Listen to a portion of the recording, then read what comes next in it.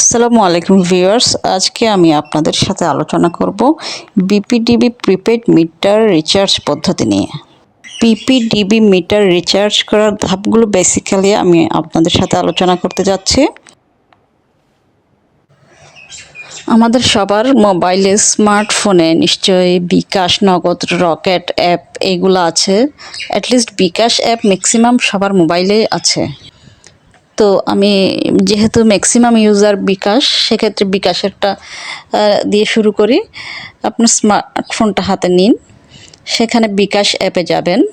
বিকাশ mobile banking অ্যাপে গিয়ে pay বিল বা ইলেকট্রিসিটি অপশনে যাবেন।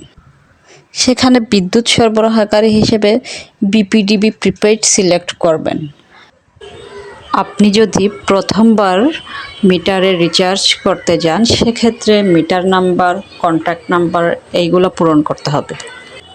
আপনার কাছে যে মিটার নাম্বারটি আছে প্রিপেড কার্ডে, সেটা দেখে দেখে মিটার নাম্বারটি পূরণ করে দিবেন।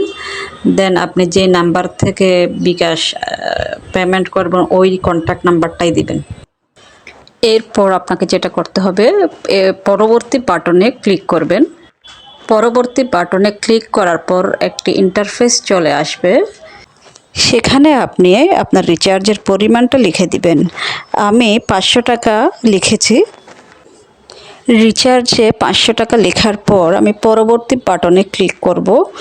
পরবর্তী বাটনে ক্লিক করলে আপনার রিচার্জ সাকসেসফুল হবে। আপনার মোবাইলে একটা মেসেজ যাবে সাকসেসফুল, সাথে একটি 20 ডিজিটের টোকেন নাম্বার আপনার মোবাইলে যাবে, যেটা বর্তমানে আমার মোবাইলে মেসেজটা ডিলিট হয়ে গেছে, যার কারণে আপনাদের দেখাতে পারছি না। এই মেসেজটি আসা মানে আপনার মিটারে টাকা জমা হয়ে গেছে। আর এরপরও যদি টাকা জমা না হয়, আপনাকে মিটারে ওই টোকেন নাম্বারটি অ্যানালগ ওয়েতে প্রবেশ করাতে হবে। সেক্ষেত্রে যেটা করতে হবে, মিটারের কিপ্যাডে 20 ডিজিটের টোকেন নাম্বারটি টাইপ করুন। এরপর এন্টার বাটন প্রেস করুন।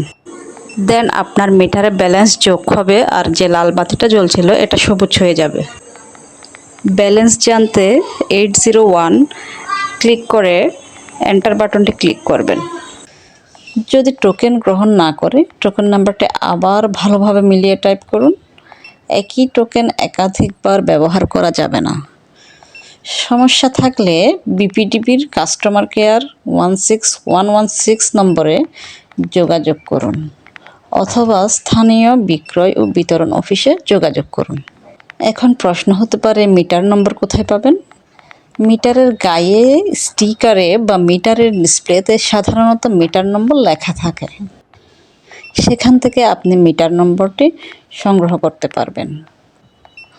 ধন্যবাদ সবাইকে। ভিডিওটি ভালো লাগলে ভিডিওতে সবাই লাইক, কমেন্ট এবং শেয়ার করুন, এবং আমার চ্যানেলটি সাবস্ক্রাইব করে আমার সাথেই থাকুন।